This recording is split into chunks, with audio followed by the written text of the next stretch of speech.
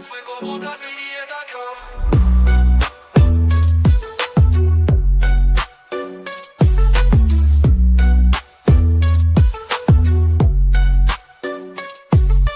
Every step forward is a new beat to your drum. Achieve success with Global.Media.com. Then celebrate it with or without champagne or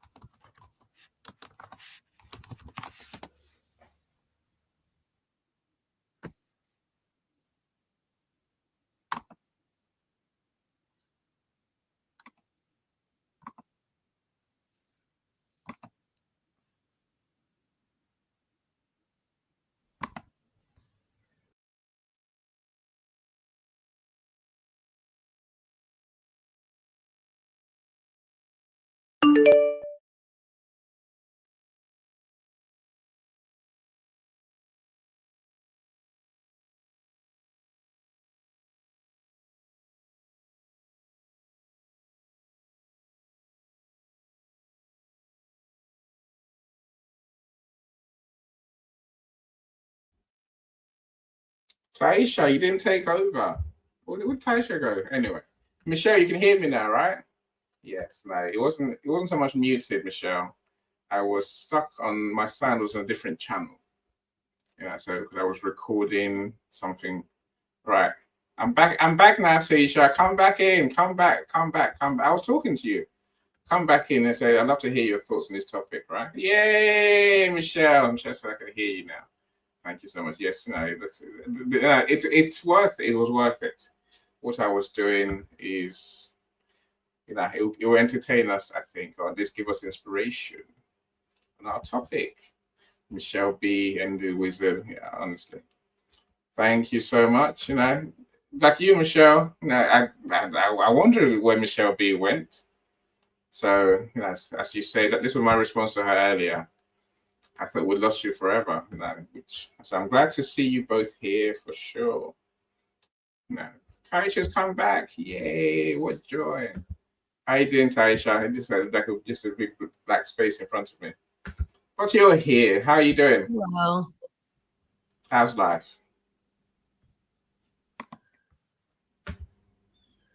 You not okay, I don't think you're talking. You know. hello. Yeah, I can hear you. I can hear you. Okay, yeah, it was. I don't know. I couldn't hear you at first at all, and then I had to get out of here just like Michelle did a couple times because I was like, I can't hear anything. No, it wasn't you. No, it was me. It was all me. So Okay. I was doing a recording earlier, and Okay. that tends to have that takes my sound to somewhere else to QuickTime. So I have to remember to obviously put myself back on before I go live. Otherwise, I just have to reset. Right? Yeah. It's kind of cool. How's life with you? Um. Good today. I'm working from home. We go day by day. I'm working Yeah, from that's the best way, right? Yeah, I'm working from home, so that's nice. So I get to do some household chores that my daughter didn't complete and be able to be in this audio live because I'm not in the office around a bunch of other people that are interesting. Yeah, I appreciate you being here for sure. You know, I've got used to this life of mine where I worked from home forever. Right? I've had offices, but I love working from home. I've always worked from home. I hate offices with a passion. I don't Yeah, understand. I try not to I try only to go in my office when they have meetings that are mandatory or they have me in there to do like walk-in calls for all the homeless population. So Yeah, other than that, I try to stay at home because it keeps me away from all the office drama that is happening. yeah. Like that. I understand. I mean, that's a joy of remote working these days, right? You Yeah. can literally, but I think we could have done it from beginning. So remember when I had offices, I just used to hate going in. Even Yeah. now, even though it's my office, but still, I rather avoid the whole commuting thing. That just used to bore me to death. Right. And having to go and travel. It's like why? I do Yeah. more at home anyway. So no, Yeah. it's all good. It's all good. I'm glad you're here. Though. Let's show my Thank back. you. Let's show my back. Michael, I see you too. How you doing, Michael? Prof. Oh, I didn't send Prof the link. Oh, okay. Michelle's under a gag order. All right. Okay. All right, Michelle. I'm still here. So you ain't got my number. Michael, you sound a bit quiet. Yeah. How are you? How about now? Oh, I'm doing okay. Not so bad. Just hanging out. It's just That's another right. day, another week. Getting Yeah. closer to my birthday. When's your birthday? Oh, that's a secret, buddy. That's a secret. LinkedIn would tell me anyway, right? I LinkedIn don't would know tell what me. LinkedIn will tell Facebook would you. tell me. They were like, "It's Michael's birthday." I'm like, okay, thanks. So what's mine to do with that? So All right. So how you been? I'm cool. I'm cool. I'm here. You're here. That cheers me up no end. It really does. You know. So I'm always intrigued by your take on the topic like today. I'm glad Let to be me, of service. let me be positive. Let me be. let me not have any gripe day today. There's nothing to Oh, gripe. What, is there anything to gripe about? I don't yes. I did get a small text or from a person. know. From me. Not you. This person's Okay. from Pakistan, and they're Pakistani Christian. And Was that he the long message wants, you sent me? yeah, you with a short, what do you think about this? Yeah, and I read it and I thought, leave me alone. Nothing to think about. That's not one of the things in my schedule. I did that, and then it just wouldn't let me go. And I was like, damn, damn, damn, damn. The difference between me and you, Michael, is I didn't respond. I let it be. Ah, I don't know. I I said, don't I respond. have got to, let me just tweet a little bit, just get it out, to some other location. I don't even have to tweet to him. Let me just get it out to somebody else. I got it out to you and my sister, and I said, hey, what do you guys think about this? Did she And that respond? was not enough. That was just not enough. And I said, oh my gosh, there's more to say about this. And I just kept on sticking in my head, replaying over and over again. I said, oh, I've got No, to you just you get it poor out. thing. How'd you let someone rent a space in your brain, like in your head, like that, as if they're paying rent? If you're paying me, I'll listen. If you aren't paying me, no. Yeah, Yeah, and the most interesting thing is that, you know, I sent. You remember I tell you like every week I send like birthday notices to people. That's how mm, I grow that's how I grow my thing. okay, okay.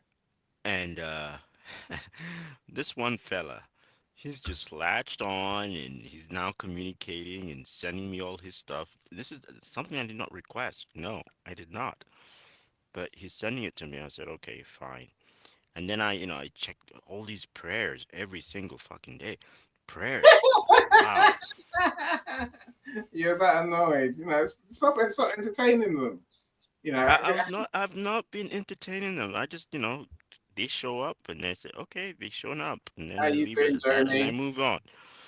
I don't No, even look. respond. I don't do nothing. I don't even read them. See, I Just had always a one the prayer. other day. I had one over the weekend. It was for Sandra's book bestseller. I had to DM everyone. So I'm Hmm. they're going bigger than Joni. I had to DM everyone.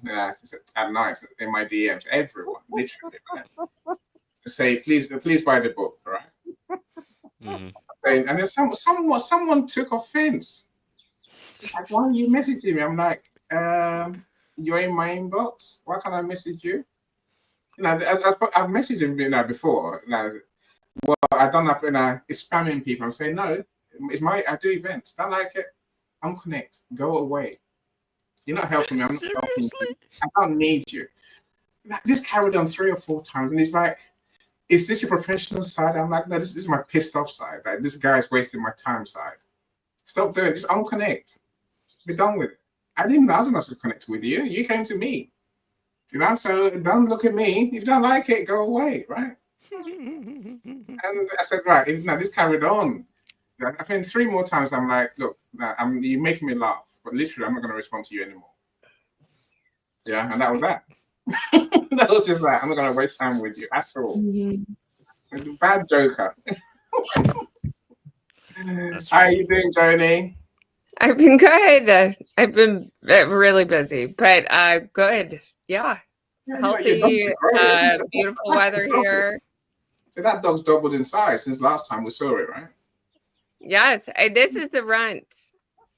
So this is That's the first on the It's run. not Nebby. it's not the same dog, Annie. It's not the same dog. It's No, not the same. they're I the have same 8 of dog. them. Yeah. Well, I have 10, but I have 8 puppies. But this is the runt, Excellent. At least they're growing. They're growing nicely and from what I can see. she is my favorite because I always root for the underdog.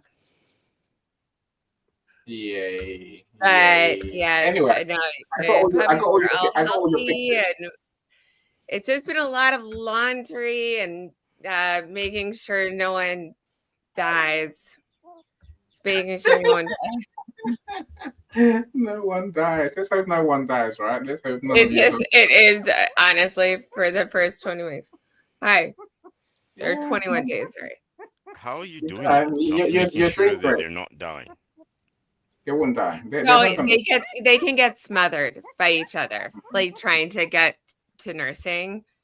And so that's like a common thing. So if they are all like under their mom and the mom is so tired because she does so much work, they can get smothered.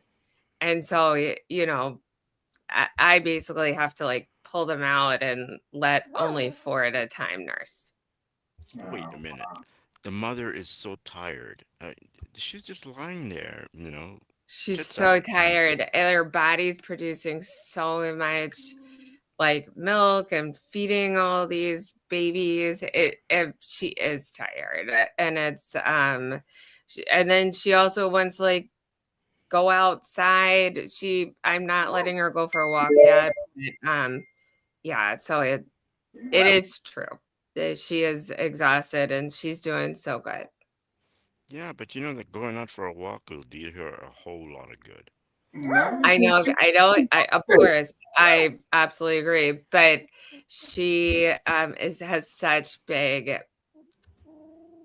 nursing nipples right now, and I don't want another dog to smell her pheromones and attack her, essentially.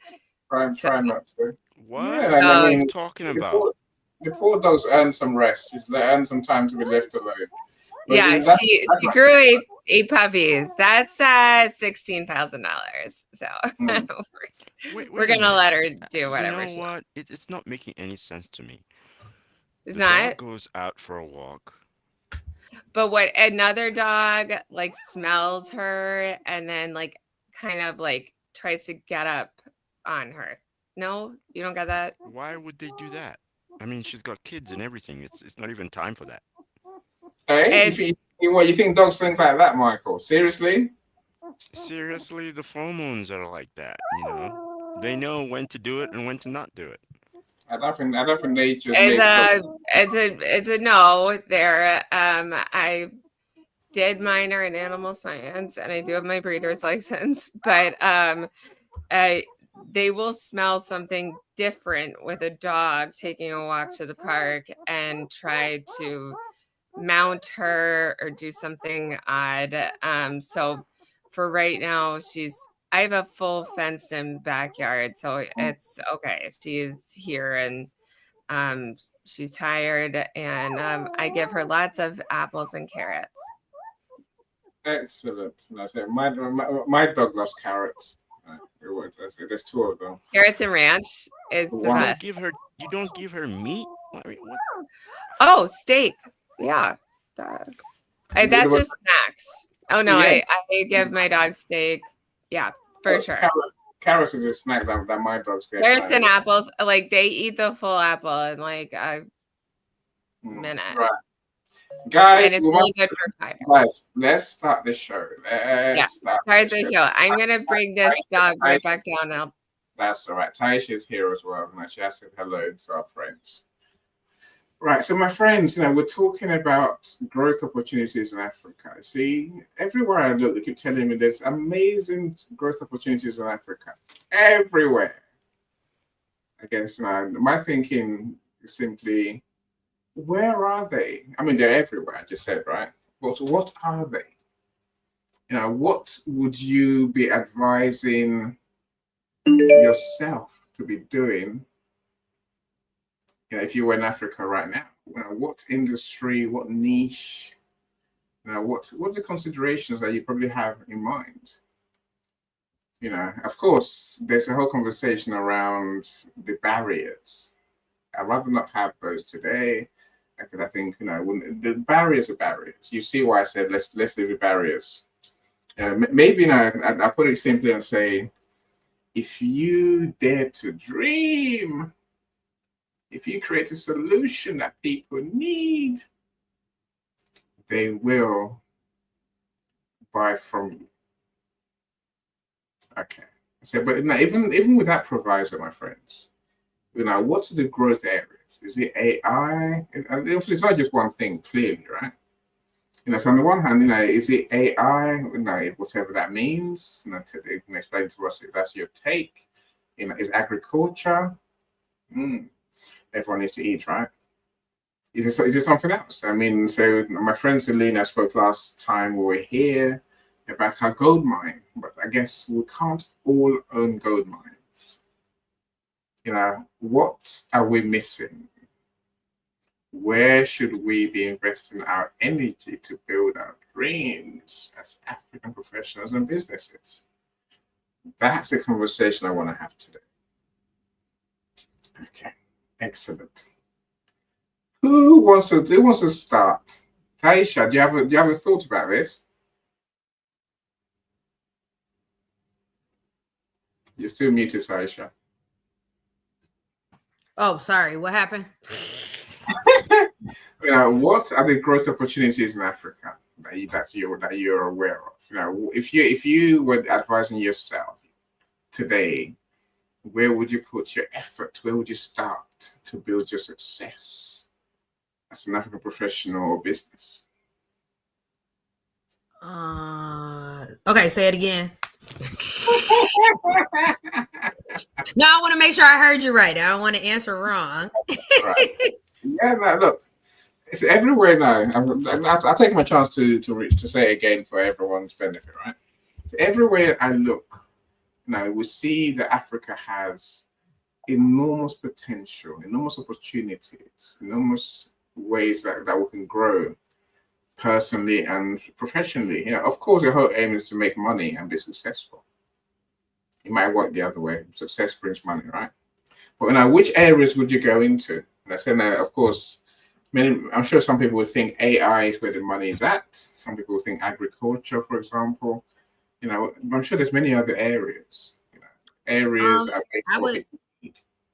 I Go on, think. Tyler. I think I would go into more of like the hospitality area, because definitely with people traveling there and wanting to know what's going on there, I think that would be something that would be worthwhile looking into, to be able to like know more of how things are done there compared to how it is here in the United States, and just seeing how that whole industry works. I like that. I do like that. A bit. I remember when I was young, I went to a metropolitan hotel. I think it was is it Lagos or Benin, Bengal State. Nice. And literally, that was some posh hotel. We're talking about the 80s, so that it was like a dream come true. And for me and my sister, seeing this hotel and having the freedom to go and choose what we wanted to eat, when we wanted to eat. And the room everything being air conditioned, and it just looked like a posh place. So there's definitely a place for hospitality, in Nigeria and other African countries that I can think of. See, again, the other day I spent a few minutes looking at Reunion. It's an island just off Mozambique, I think. In the Indian Ocean, literally just there. It's a little island. It's a volcanic island, but I looked and I think, what a beautiful place. There's walks. It's like a tourist place, really. But of course, there's villages there. And I thought, wow, this would be a great place to come on holiday. The only problem I had is that the beautiful beaches are mostly out of reach because they have a lot of sharks. So it's illegal to swim in the sea at best of times. That kind of scared me. Because I can't swim, number one. But literally, the thought of being eaten by a shark was like, yeah, I think I might give that a miss. But I think, there's opportunities for sure. So hospitality is definitely one that we can explore. Michael, what's your thoughts on the opportunities? Okay, there are several areas that I'll be interested in. Good morning, Joni. Good morning. Is it Taisha? Good morning, Annie, and everybody else who has joined in. Howdy do. It's a wonderful Tuesday morning over here in California, and glad to be having this topic and talking about it. What I'll be interested in is several areas. agriculture, especially urban agriculture, urban housing, opportunities there.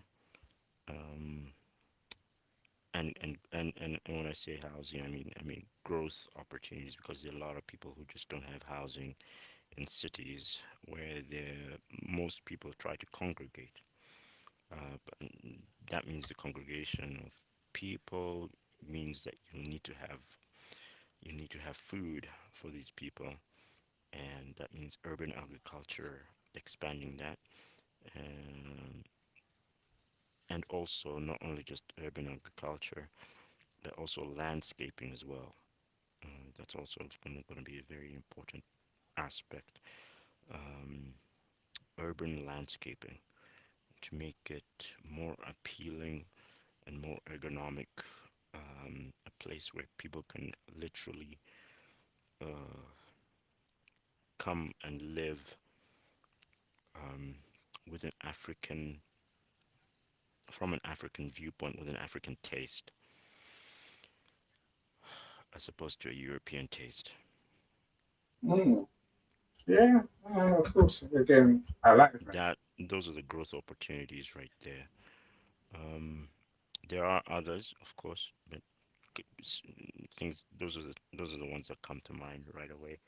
Plus, also fintech, uh, being able to uh, provide uh, the ability to make exchanges, money exchanges. I know that's going to require heavy investment, but that is also an opportunity right there.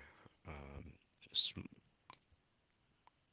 Yeah, kind of like the same thing that M-Pesa did for East Africa. Have the same thing. Uh, have the same program for all of Africa. Something very similar that will work and and can be expandable and moldable for African for the African experience. Yeah, so, no, so which money transfer thing do we use at the moment, to your knowledge? I use there are several that I use. One of them is called Sendwave. That's the most popular one that I use at this particular moment. And Sendwave is something that I believe has they have partners in East Africa where they can also send money back and forth using M-Pesa uh, and exchanging US dollars, or even I think you can also send UK pounds through Sendwave, and it will be exchanged into M-Pesa um, to somebody's phone in Africa. It will to be exchanged to M-Pesa with them when they get it, and yeah, that's that's what I use right now. It's not only Sendwave, but there's also another one called Nala, which is, if I remember correctly, that was one of the lion characters in Simba, the movie. Uh, I think a baby called Nala. So I use that as well for areas that I cannot use Sendwave. Well, it sounds interesting. Hmm. No, so I had someone message me recently and say, yeah, which one should I use? And I'm like, I don't know. No, the lady was in Nigeria. She wanted Lagos, to pay Nigeria. me by a client in You South can use Africa. Nala in Lagos, Nigeria. Most probably you can use Sendwave as well. And Mm. there's also another one called World Remit. World Remit. You can also use that. Um, but it's definitely those are the three that I know of right now that are operational. Every once in a while, you do get some that just become unoperational for political reasons or other business type related reasons, but definitely most of the time it's political. Um, so that's why you need to have the ability to switch from one to the other just in case, because whoever you're sending it to needs it real badly. And just because Sendwave has a political, they've got a political problem with, you know, with with policies from the government, well, you have to be able to pivot and use something else so that the other person can go on with their business, um, as you send them the money, and you can also go on with your business by paying them if you're a businessman like any, and you have employees out in Africa. At least you know, you have multiple ways of getting the funds from your bank to their phone or to their bank. But certainly, uh, the way it's going right now is that you get it to their phone, because even farmers, most of the people in Africa don't have banks. They don't have bank accounts, Yeah, but they do true. have M-Pesa. They do have phones. They do have cell phones, and so they get their money and make their money exchanges that way. From with and that's what needs to expand in order to be able to um It's, what I used to pay my contractors in Africa, in mhm, Nigeria, and Kenya, mhm, through my bank, and of course takes time and also charges. right. This other way, using these other systems, takes no time at all. To be there in 5 minutes, if Yeah, no, less. I remember sometimes, literally the money will be lost in transit, not lost, money will be held in transit somewhere. Send it to whatever, ABA in Nigeria, for example, in Lagos. So, of course, here we have tracking processes, right? So, where the We money have goes, know where it's yeah, going. we I'm do saying, have but this one, tracking so the money will get, processes. so the money will say, they will say that the money will be there tomorrow, whatever, Uh-huh. I think two working days. And then my staff are calling me saying, I haven't got the money yet. Have you sent it? I'm like, of course I've sent it. I sent you the receipt. Take the receipt to the bank and go and talk to them. Yeah, You that know, is the problem, is that the banks, if I remember correctly, the banks, for some reason or another, there's a monopoly, but there are also crooks in there too, and they have a tendency of putting things on hold and trying to figure out how to get them to get a cut of the money that you sent, or um, to steal it altogether. So those are things that I just gotta watch out for, and I don't trust, and that those, transactions like that with the banks right now, I don't trust them very much because of that. There's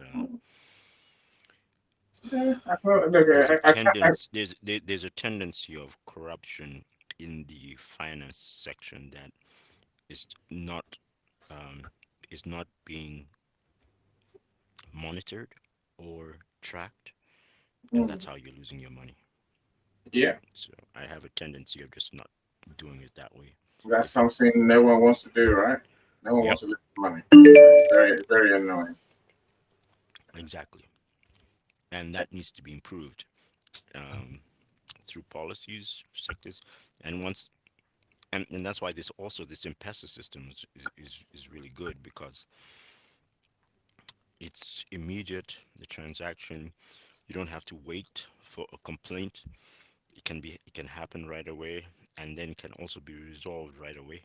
And plus, I don't know, for some reason or another, every time I communicate, if I have an issue, communication goes through Asia, like as if it's going through India, because the people who are on the other side that I talk to have, like an Indian accent and stuff like that. So Well, look, it could be Pakistan, it could be Bangladesh, it could be any of those countries, really.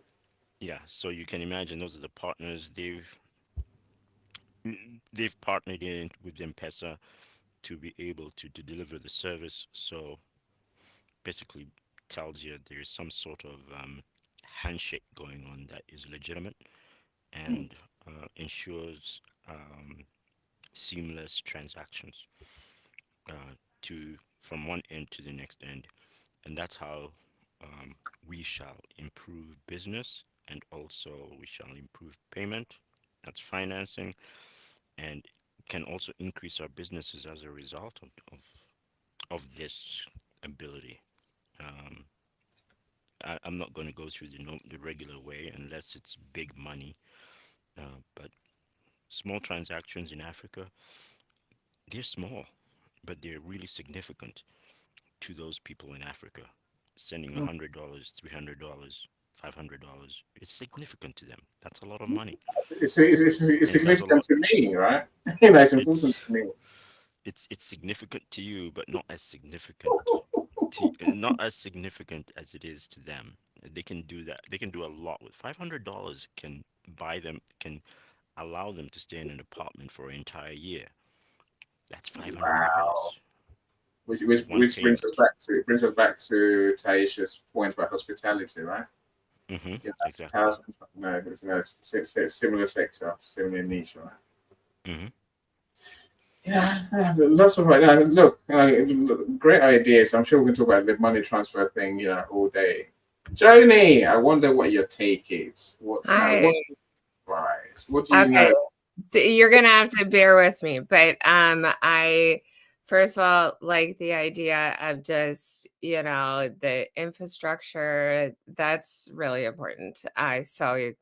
You know, yes, if you have the ability to get an apartment building going, good, good, get that going. But okay, so I was taking it more from the take that from like an American's take. So let's say you have some farmland. Sorry, hold on one second. Let me just change this. Okay, so basically, there is a law, like, or not a law, ordinance, that's African Growth and Opportunity Act in the United States. And so it basically stops any sort of tax-free like duties coming into the United States. And so that's really a great thing until Trump ruins it. Who knows? And but it is a real thing. It's called AGOA. You should know about it if you are African and want to sell to the United States. And processed, let's say, cocoa powder. That's a big thing here because we get cold up here. So making little boxes of, hot chocolate, I feel like that could work for you. And then, I there's a lot of Black people here in the United States. Let me tell you, I'm friends with like 5 of them. It's a joke. It's a joke. I'm friends with all the Black people. Um, but so I can tell you that me, everyone would like maps of ancestral like places and kind of make it colorful to put in babies' rooms. That's actually that's a good idea because a lot of uh, just young moms like want their children growing up with some of their ancestral kind of dialect and history. And so I thought, yeah, creating maps. And also, this is something just for like the internet side. Uh, Basically, you create a club where you can sing to a child happy birthday in like whatever town that their ancestral people are from, because they think it's from the other side of the world, even they're here in America or Canada or whatever, UK. And you can get a call from Africa for the birthday, and that would be really special, and people would pay a lot for that. And so, yeah, so those, looking into AOGA for different types of farming products, doing a map that you could sell possibly on like Etsy or something, and then starting a company that does happy birthday calls or well wishes calls from their hometown where their ancestors are from. That's just what came to my head. So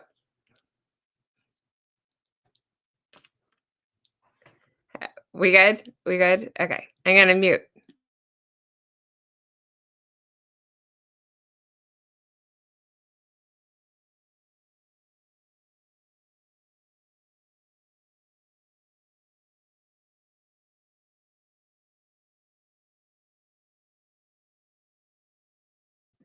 Annie, you're on mute. Sorry, ignore me. And I said I like the cultural stories idea, but I had a friend of mine, Chidi, who created the Look app. Light Look is called, and the app basically was about hosting African events that are going on in real time on this mobile app, so everyone could get hold of it. Everyone in the diaspora could get hold of it, and almost be there, almost be back home, in an instant, right? So it's a great idea. There was it's not there You'd was a have to slight, market it, but I mean, yeah. Now it's that's what like it would just make it like little blackheads here who just like feel some sense of racism that fucking sucks, but would feel like culturally like identified with something that came from like their great grandparents. And I think that is it could work. I don't know.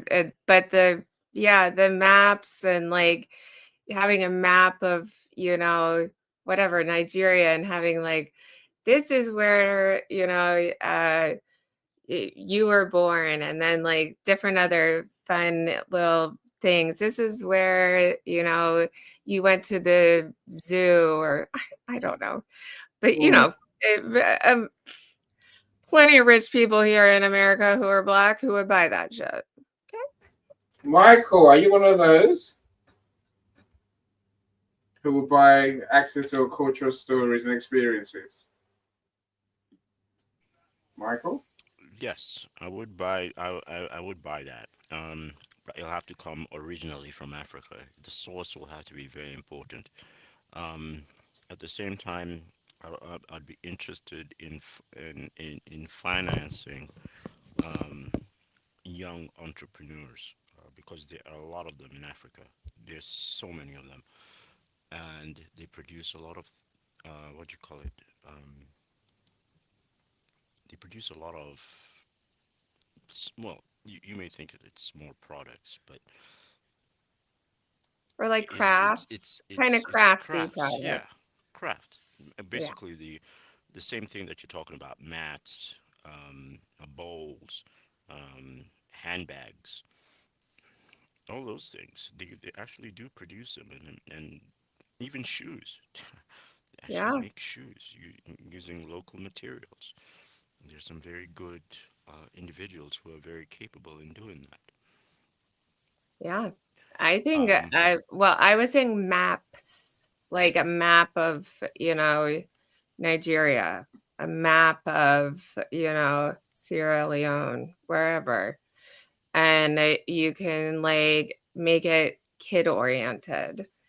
And gosh, those go, I know, because I got one for Philadelphia, where I'm from, for my son's room, and it was like $50. So if you could make a small profit off that, like, why not? And also, doing a live phone call to Africa, like that could make a kid's day. I know it could.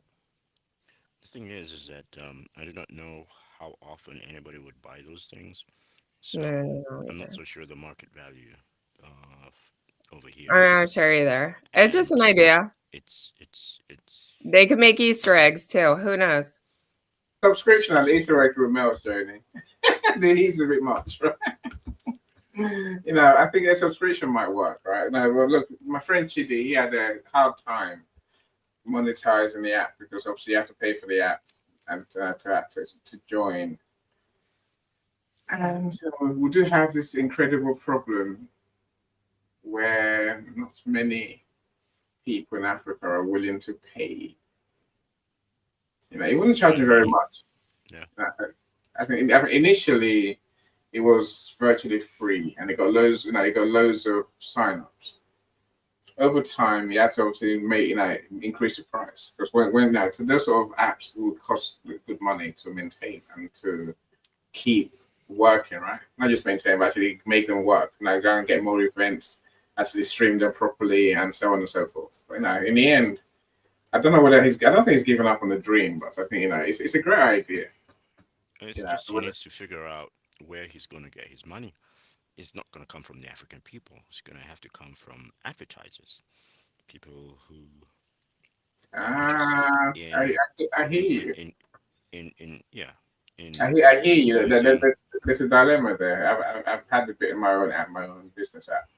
Let me work on these. You've got to be able to provide. See, it was a little bit like what we talked about last week. Where do ideas come from? Someone could spit out an idea, but other people can make it perfect. It's a collaboration. Yeah, collaboration. Again. Collaboration. See? Michael's gonna finance it. I come up with the idea. You're gonna market it. Okay. All right. We're done now. We're done. Lisa, you're the beautiful one. I'm glad you're here. Thank you for joining us. Thank you so much for being here. All right, my friends. Look, for you two, please give a thought to the next part of the conversation. How do we get people to take up these opportunities that you mentioned? If you've got any ideas, then let's share it. I'll give you a couple of minutes whilst I play a video, and then we can come back and then we can have a conversation and carry on. So here it goes. I'm sure you're gonna love this. And I'm liking Jack Ma every day, the founder of Alibaba. Here it goes. Last year was my first trip to Africa. Before I came to Africa, I worried a lot, like anybody else. This and that, this is no good, that is no good, this is not safe, everything. But I said, no matter whatever you worry, you have to step on Africa and feel it and touch it yourself. So I came. I thought, it's too late.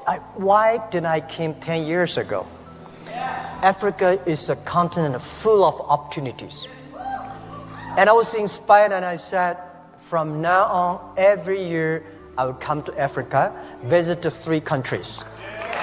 So this is my second trip to Africa.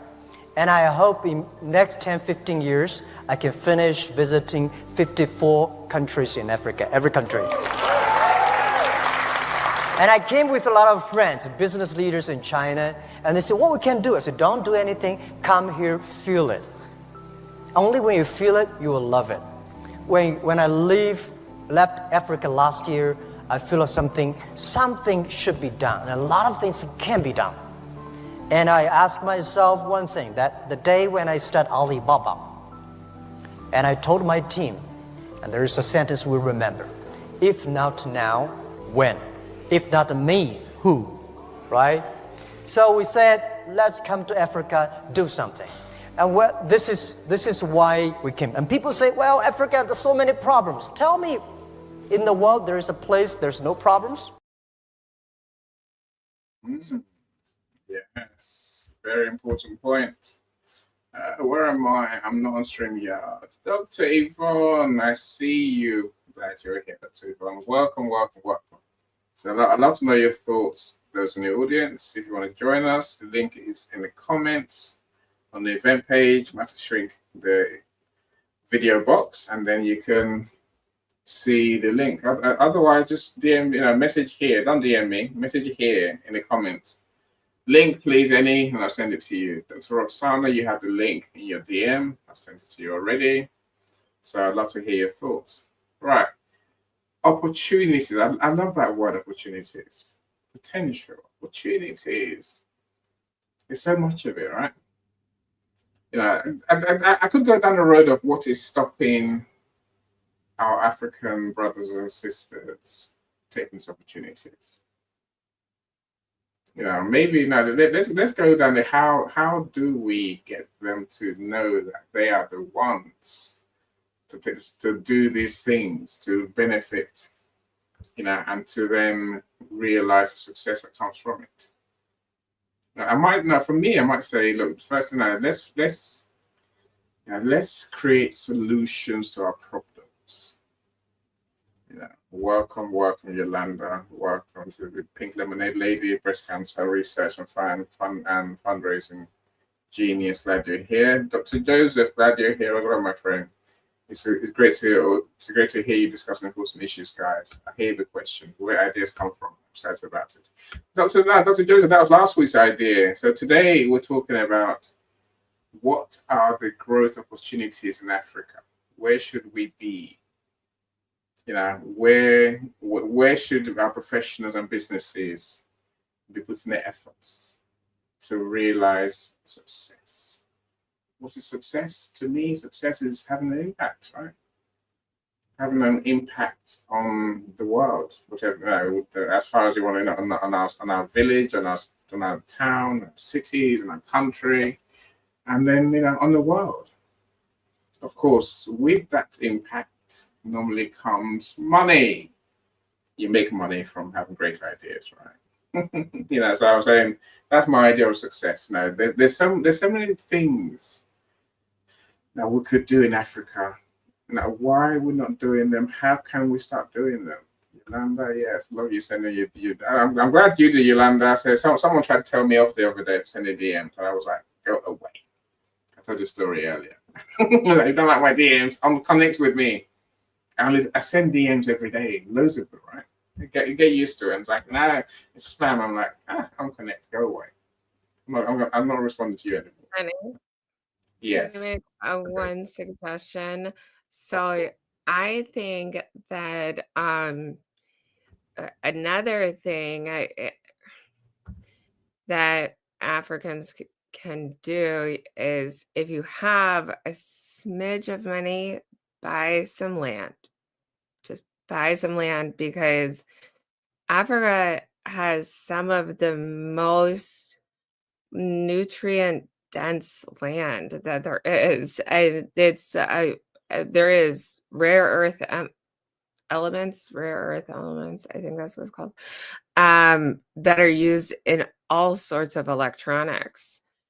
And then you can source your land out, but you have to own it. So do something small, get a piece of land, or ask a friend for a little bit of money to get land, and it could work for you, because that's not found in a lot of the other continents. So rare earth elements, Etsy, voice calls, and what was my last one? I forgot. But anyways, I just spitting. Well, I can, if you actually think about that, that was probably an opportunity maybe in the past. Uh, going into the future, the Which political system is which going to which one do you think was in the past one? buying land and using that to leasing that land in order to private companies to come and get the rare earth minerals, etc., from your land. That's not possible anymore. The government does that. The government is you're going to find that in not in countries, if we're going down the Pan-African route, countries are going to start deciding to own the entire land and country and lease that land to individuals for specific purposes.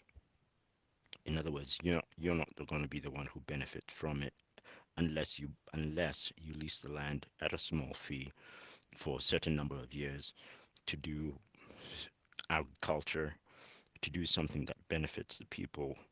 Um, and it's not necessarily going to be you're not necessarily going to have the ability to invite a private company onto your land in order to excavate it and get out the minerals, etc., etc.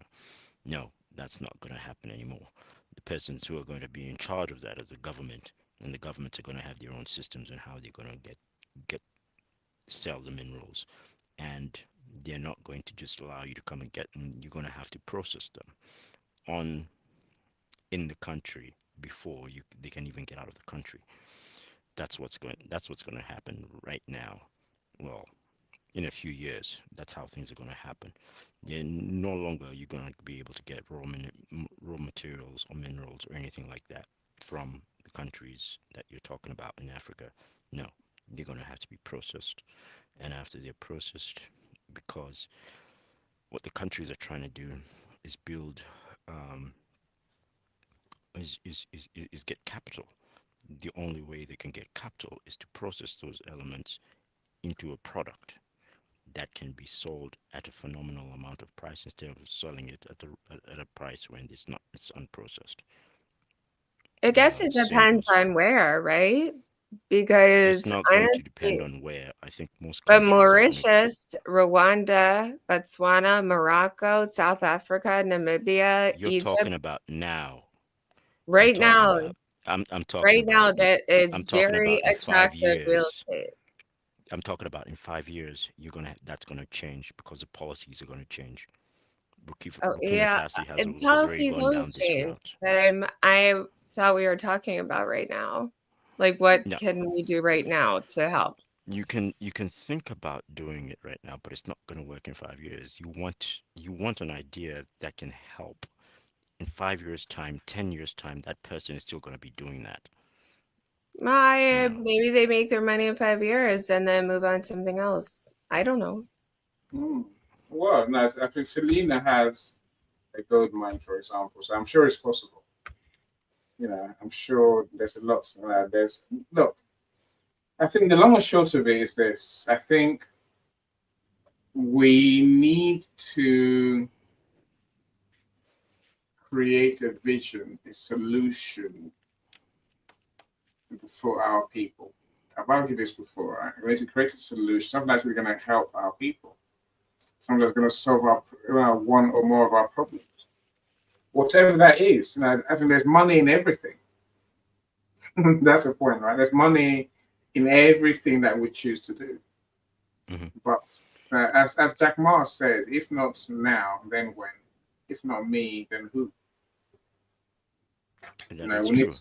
to There really are realize it's there our there time. is there is there are opportunities with institutions that are already on the ground, um, that you can get involved with. It's just a matter of you going down there and actually, just Jack Ma said, go in there and see what's actually going on, and then find out how you can help. Um, I remember talking to a person who was on LinkedIn. She worked for a company, um, that was providing finances to entrepreneurs, brand new entrepreneurs, because the banks were not doing it. So their company decided to go down this route. They've been doing it for about 10 years. And if I recall, um, Simba, the company, the huge, phenomenal company in Uganda, started out that way, loaning small monies to small entrepreneurs, lending that out, helping them expand and grow and become better businesses, and getting and those businesses will pay them back for the money that they loaned them. But the thing is, the amount of money that you're talking about is something between $100 to $500. Small loans, small loans to small businesses, or small or entrepreneurs who are just starting out to make a go of being an entrepreneur. Thing is, these people can be successful in what they do, and leveraging their capabilities and giving them an incentive to go about and make more money for themselves, and not only make more money but to also improve their lifestyles. Because we outsiders, or how should I call someone like myself, I can do that. If I've got some small amount of money that I can loan to somebody who can actually multiply that for themselves and then give that loan back to me. I do not want a profit. I just want them to give back what I invested. And they move on. Their business grows and grows and grows from the small investment that I put in. If they want me to put in more money in there, I could I've I've I've, I've already started a what do you call it, a business opportunity with them, and I can see that they're doing very well. I would be yes, I would be attracted to investing a little bit, investing more in order for them to grow and grow and grow, and then at the same time give them limitations as how much I can actually invest. And then when I see, and they can take off and do whatever they want, but that small amount of money I can take back and now give it to somebody else who can also start reinvesting. Or if they give me a little, if I was going to make this as a business opportunity, I'd have them pay me back a small amount in terms of me getting the small profit for me investing in them for, allowing me, for me sending them dollars so that they can improve or expand their business. Because all they want is just that little small opportunity, which I have. I've got money in the bank. It's sitting there. It's not doing anything. I'm But coming, if I can Michael. I'm on my allow them, way. I'm on my way to you, Michael. Just Michael, I I think want. that is a good idea. Oh, sorry, Annie. No, Go go on, ahead. please. Go on, Jay. No, I think I possibly investing in free legal classes that are a lot of, because a lot, I feel like a lot of my African friends don't know the kind of the way to go about starting a business, especially selling it overseas. But starting some legal classes that can give them the tools to understand how to, navigate the kind of ways of international commerce. I think that could be a good idea. It wouldn't cost that much. And, you just kind of like this is connected a lot of people around the world just talking, and that's a really great thing. But I think a lot of Africans, because they are not as don't have the technology like accessibleness. I don't know if yeah. that's what. But the thing is, I like the idea, but unfortunately, the target should be intra-African trade within Africa, Within with the Africa. Yep, I got with it. Yep, blowing understood. that up.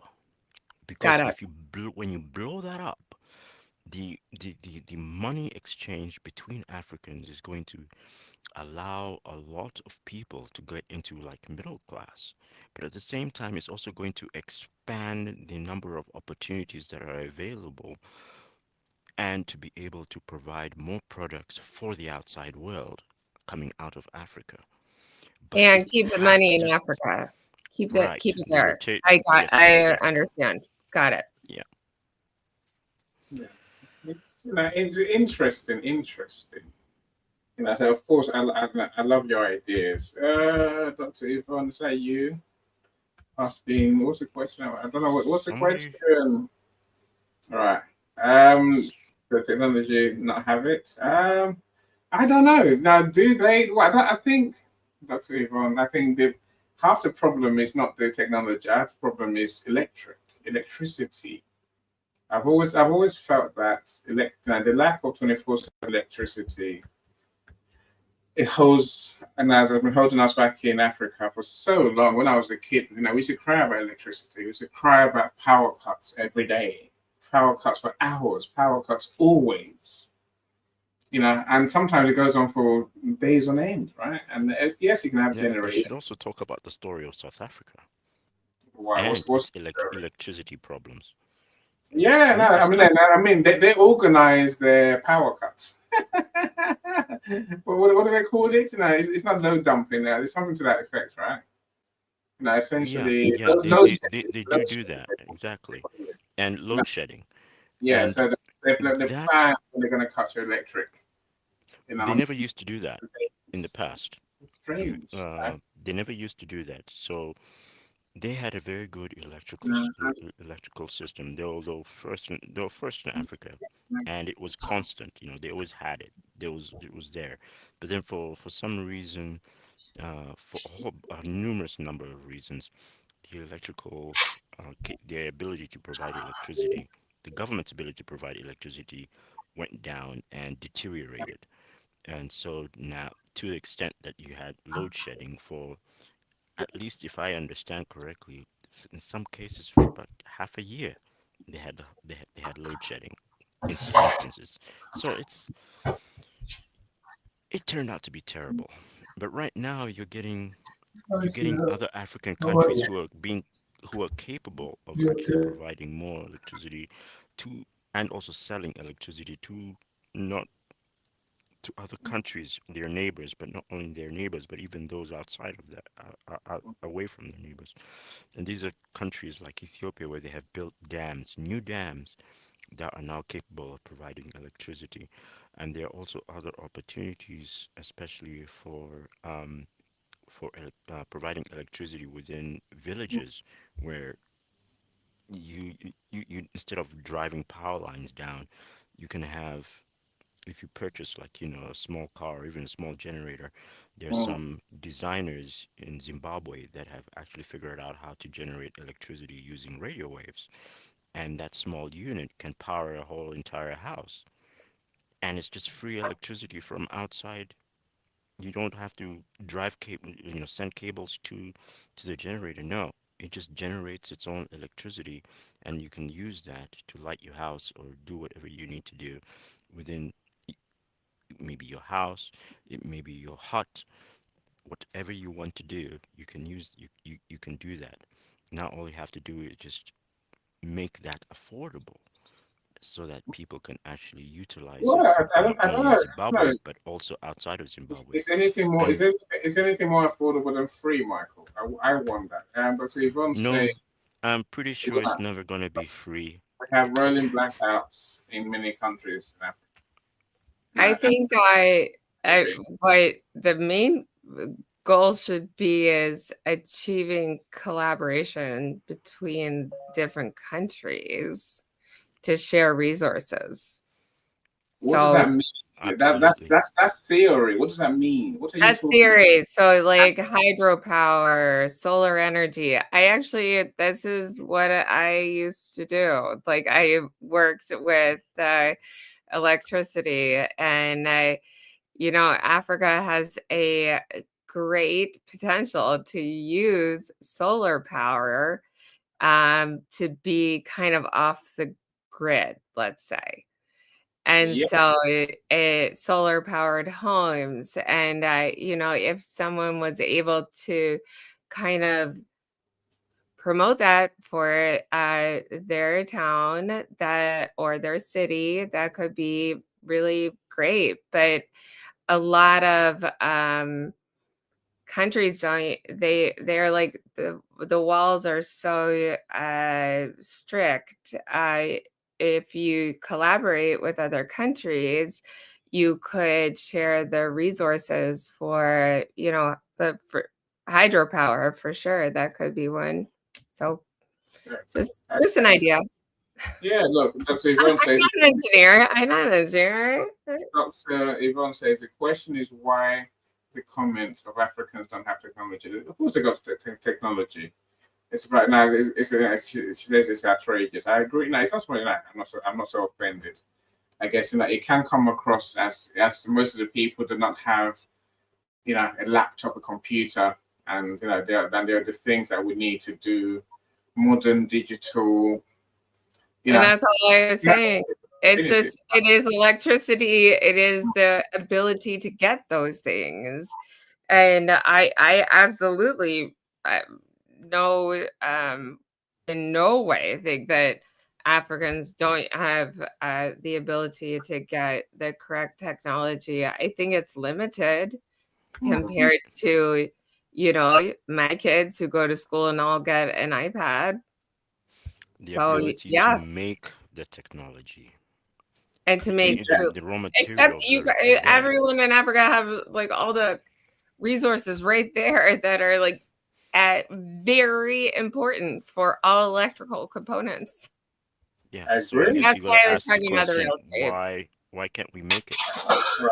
Yeah, And we, this we and can. We can. It's Right. hard. Hold on. yes, Stop we can, talking. and Stop we talking. do. Stop talking. Dr. Joseph, you're back. No, I don't want to lose you again. How are you doing? Good morning. Thank you so much. And I'm very impressed in the progresses that I see here.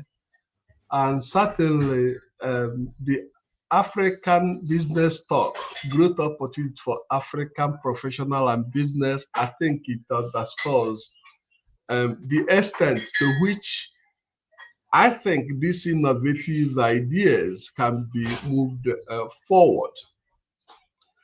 And as I listen to you guys, and please bear with me, I haven't been in this setting before. That's why I came. I had to leave because I was getting like two set of discussions, so I couldn't get which is which. So I had to go out and come back again. Um, so I wanna first of all thank you and thank all those people who have been involved in this because I think it's wonderful. And I would think that what I had were so good and inspiring. And to that, I will say this: as you do this, I will encourage you guys to do what some may say brainstorming or idea storming or whatever time you wanna concoct to describe it. In that way, it will be generating these ideas and hopefully people can see what what may work, in their unique situations, because we are unique and we are all different, and what will work for person A may not work for person B. But the key thing that we're all gonna channel our ideas is to see how can we do it so that it will continue to grow rather than die. So that's the first thing I will say. I'm very impressed. Yeah. And when someone talked about land, buying land, I think that is a good thing. And you have money to give to somebody to do business, and with certain criteria, that's equally a good one. The question is, do you have mechanism to ensure that whomever you are doing it with does exactly what you agreed to do. I'm saying this from personal experience. I've done something that worked, and I've done something that was nothing to be written home about. Um, did the people I deal with wanted to get it to fail? No. They may have made a mistake. They may have done things they shouldn't have done. Perhaps they didn't know, and so they did it. In view of that, you wouldn't consider that as something. It's just something that happens. It could happen to anyone. So, to that end, I would say right now I have a small organization, and what we do is essentially to engage in number of things. We are involved in education. We are involved in partnership. We are involved in all kinds of things. And we worked with a school they call Madubike Polytechnic, and that's a school the former Minister of Health and Education built, and some of their students came and competed in a online program we did with our partner in New York. And that partnership led to someone who had developed in the area of web design, in the area of technological tools, and now we're working on how can we get coding with our partnership with University of, with University of Chicago, Drexel University um, in Philadelphia, we have graduate students who are doing internship under our umbrella. So what we're doing now is to figure out how can we develop a mechanism through which these people who are graduating from their various schools can be able to train people over there on some of those things. And I believe that if you train people, that's the best resource you can give them. Unfortunately, we're having problem with internet connection and things like that. But if we, in form of working that way, you connect with people like Minister of Education, Commissioner of Education, you begin to do something. I had what I think Secretary of Education, no, Secretary of Treasury, U.S. Secretary of Treasury, I can't remember his name.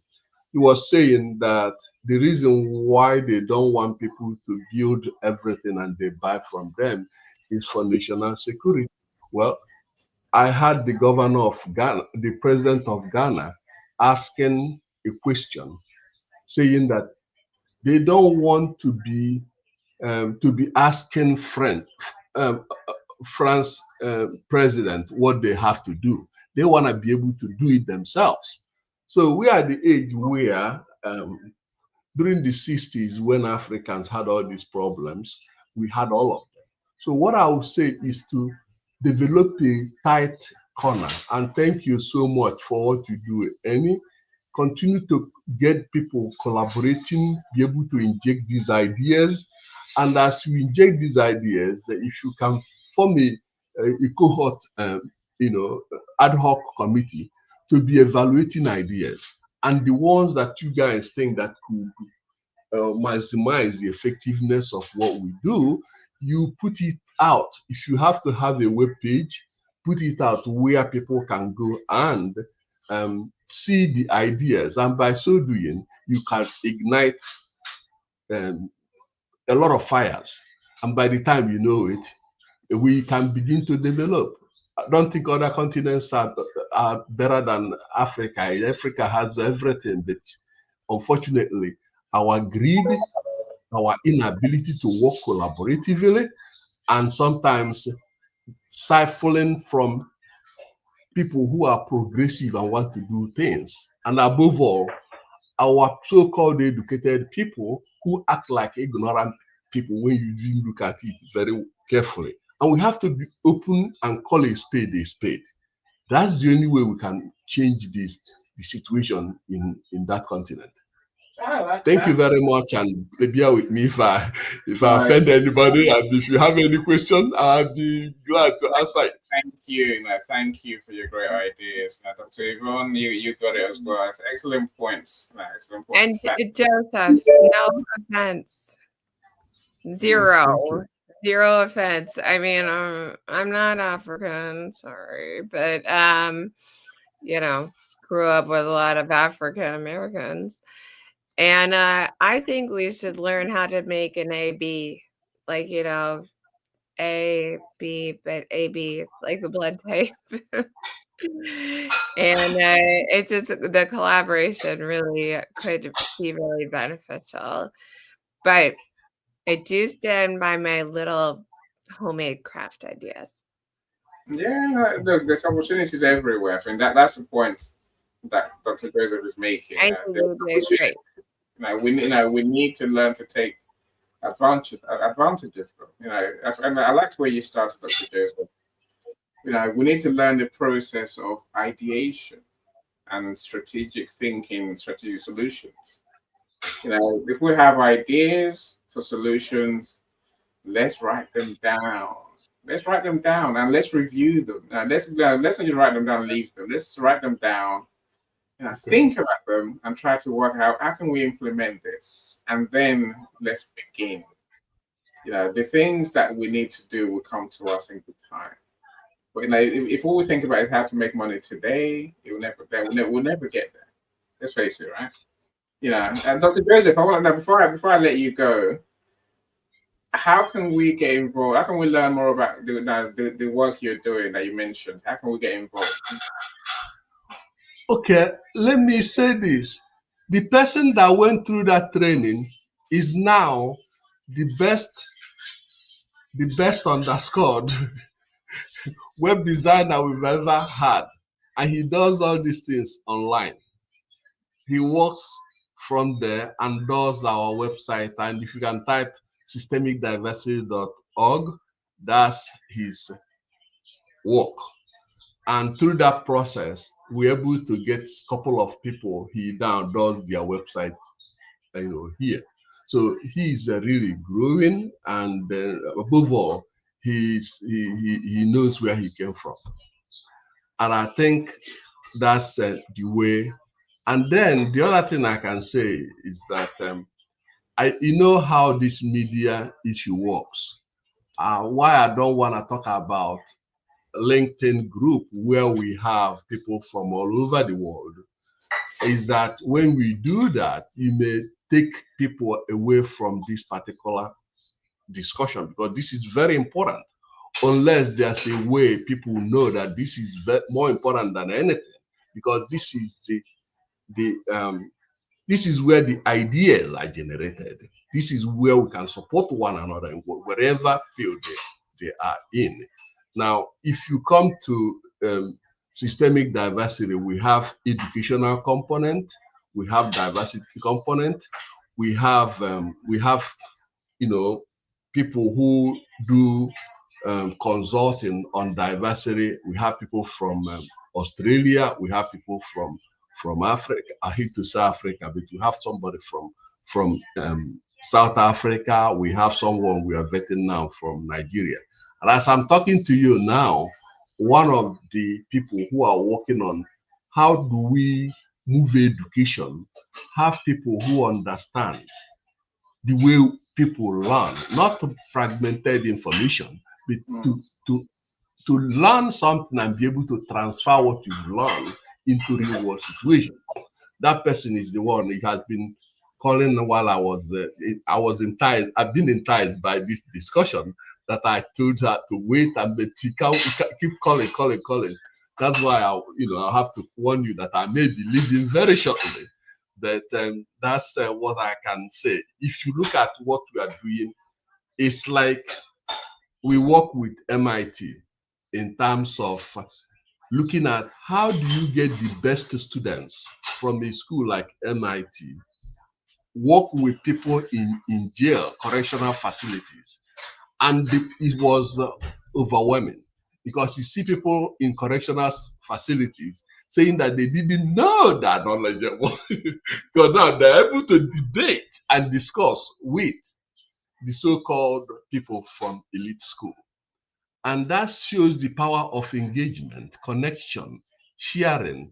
Sometimes it may not be so nice, but provided there's growth as a result of that engagement, I will encourage everyone to embrace it. So Annie, and thank you so much. You're a brilliant man, and you're progressively doing some wonderful things. And in fact, I'm so appreciative of you. I'm grateful. Thank you for everyone that is here, and unfortunately, I have to leave. I'm grateful you joined us today. So thank you so much. I'll leave you with it. And I say that Dr. Yvonne says maybe create a pass-through link that can be strategically piggybacked on other relevant sites. What, for these events or for our idea? And these events do go to other platforms, Dr. Yvonne. I'm sure you know that already. It goes to I'm streaming right now to YouTube, to LinkedIn, to Facebook, so that we can piggyback to other events that people can watch replay.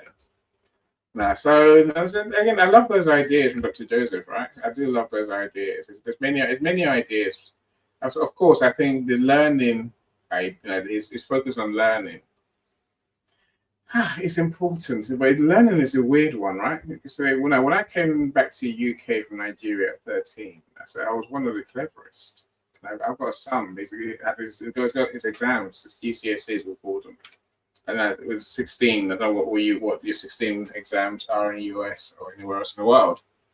But literally, he feels like a genius. Right. I mention all that simply because a lot of my education in Nigeria was reading and comprehension. A lot of it. Pretty much every day. That's what we did. I don't remember anything else that I learned in Nigeria. I'm saying no, that's the foundation for learning, right? When you learn a language really well. Because then you can apply that language. Now I don't know where people are going to work in the different languages in Nigeria, for example. There's many of them. I think those who learn almost, it sounds like the basics. But the basics give us a foundation to learn the more advanced stuff, right? That's my point. So we do need to learn and find a way to teach our kids in a way that truly resonates. Dr. Roxana, my genius friend, how are you doing? Oh, I muted you, so my bad. No, you muted yourself, so please unmute. Okay. How are you, Annie? I'm good. Better I'm to see. doing well, yes. What's your background? That's an African background, African art background, right? Oh, yeah. I am an African from Nigeria, the eastern part of Nigeria. I am Igbo specifically, from Urumba North. And I left Africa about 30 years ago, but I have been visiting. So I see a whole lot of good things happening in Africa. They're now quite unlike the Nigeria. I can just say Nigeria for now. I saw they have good roads. These youngsters, the youths, they actually know their technology, despite the fact that they have some limitations. These youths are doing their best, a whole lot of things. I just want to say that investing in Africa can still be done, but what we need is, before the investment comes in, you want to know who you are.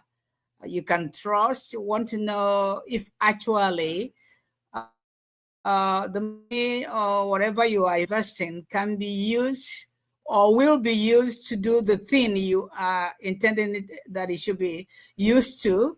The economic group, they are growing so fast economically, especially the Igbos. I'm from Igbo. They grow. I mean, they are all, a majority of the Igbos are businessmen and they are thriving. They are actually thriving. Despite the fact they don't have a lot of infrastructure, but they are doing their best. They're doing their best with the little they have, which means if they can have help, which I think they are, they're getting help from China.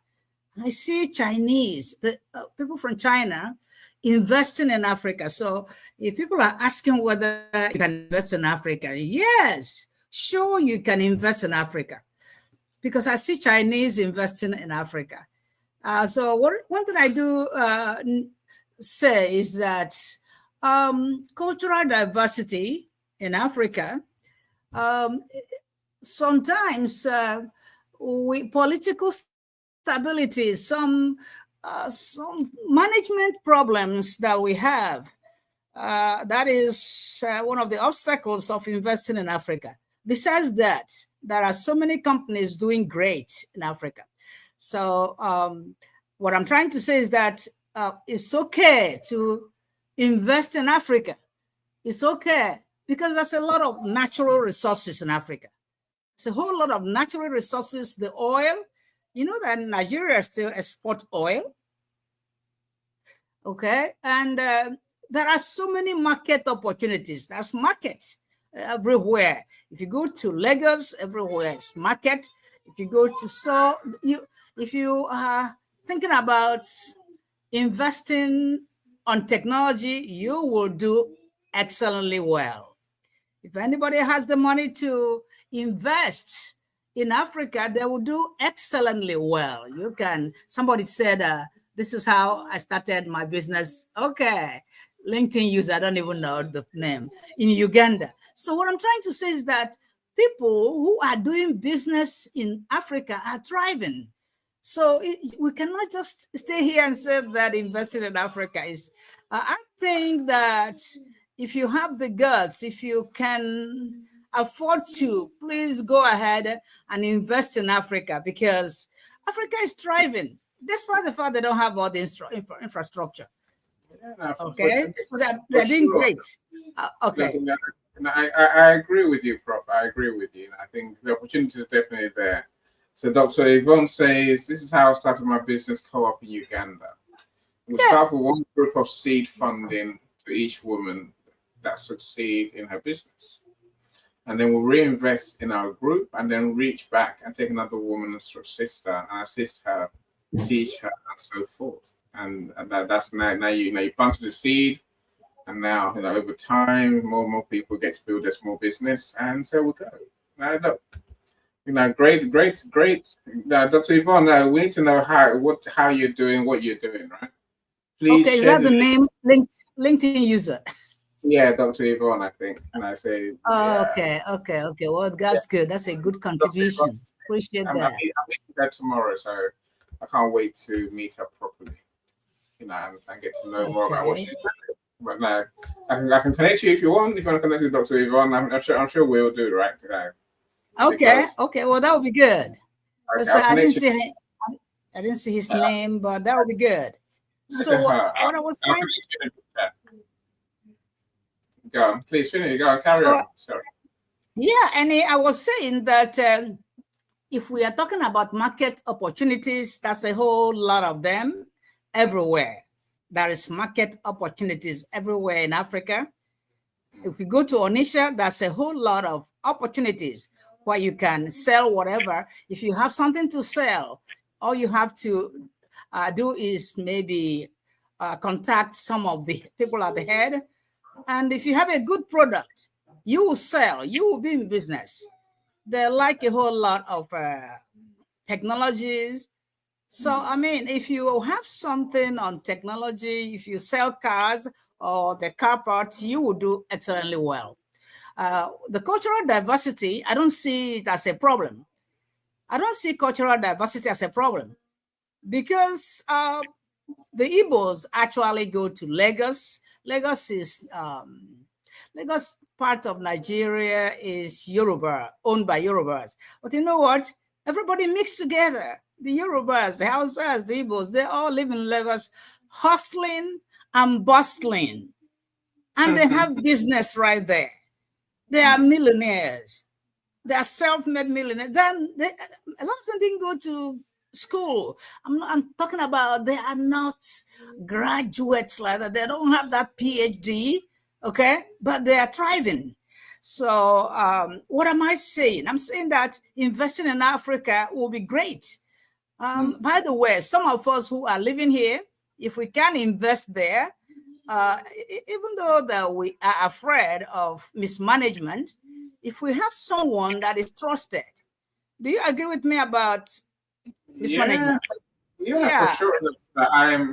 I am always petrified to put my money where I'm not sure. I know that is the fear. So people are afraid of mismanagement because you don't know how the money, whatever you are investing, you don't know how it's going to be used.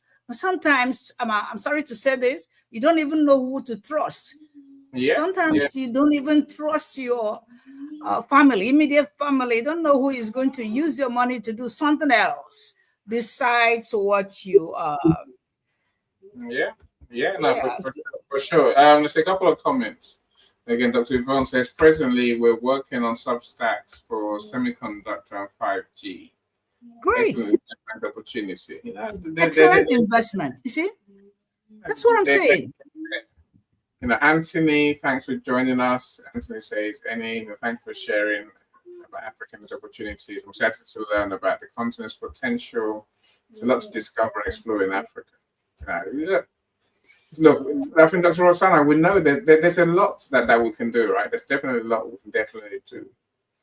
I guess now, Yeah. what's your one? You mentioned education. Formal education is not. It's not necessary. It's not. You don't need a PhD. It's a point. You can do a lot. Exactly. You don't need a PhD anywhere to be a good businessman. Not even in America, I'm telling you. You don't need your PhD to be a good businessman anywhere in the world. That's my thoughts, though. You asked me about my thoughts. No. It's true. It's true. I think it's about coming up with creative ideas, creative solutions. Exactly. Your creativity, your business mindset. Yeah. What moves you? And then doing the work your resilience to make your idea become a reality. I know. We need to focus. We need to keep our eyes on the prize, and we need to realize, Dr. Rosanna, that things will take years. Anything takes years. Yes, you cannot be a millionaire overnight. No, you can't be anything overnight. You can't be anything overnight. You can't be a millionaire overnight. You have to take it step by step, slowly. Even here in the UK, Dr. Rosanna, it's taken me 10 years to get this far in business. 10 years. Oh, yeah.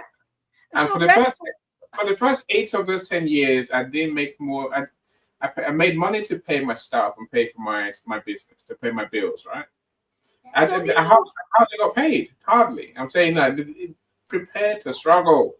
Now, if it's worth it, you will make it in the end, and you make more money than you can dream of. You have more impact than you can dream of.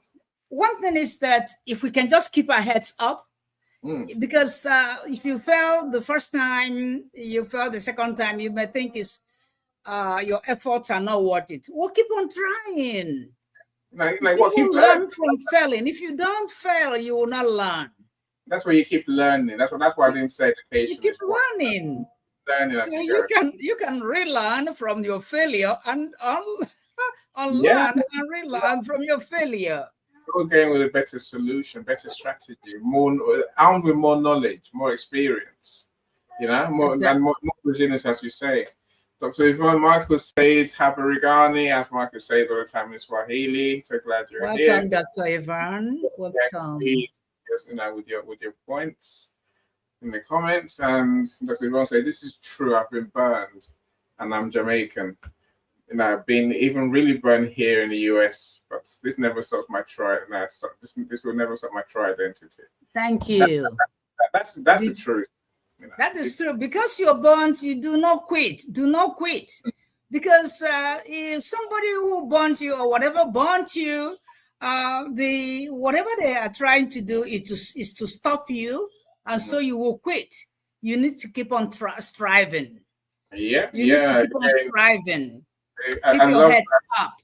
I love the way you describe it, Dr. Yvonne. Fail up and fail fast. Now fail up. Now do it. Try it. Now do it, and then learn. If it works, great. If it doesn't work, what do you need to learn? Fail. Yes. We need to learn to fail forward. Yes. And not backward. Failing forward.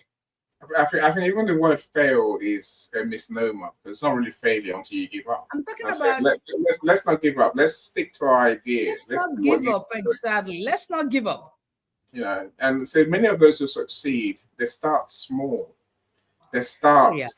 They build. Well, once you have the idea and you refine it in your head, you refine it to the people the mentors, other business owners, other entrepreneurs.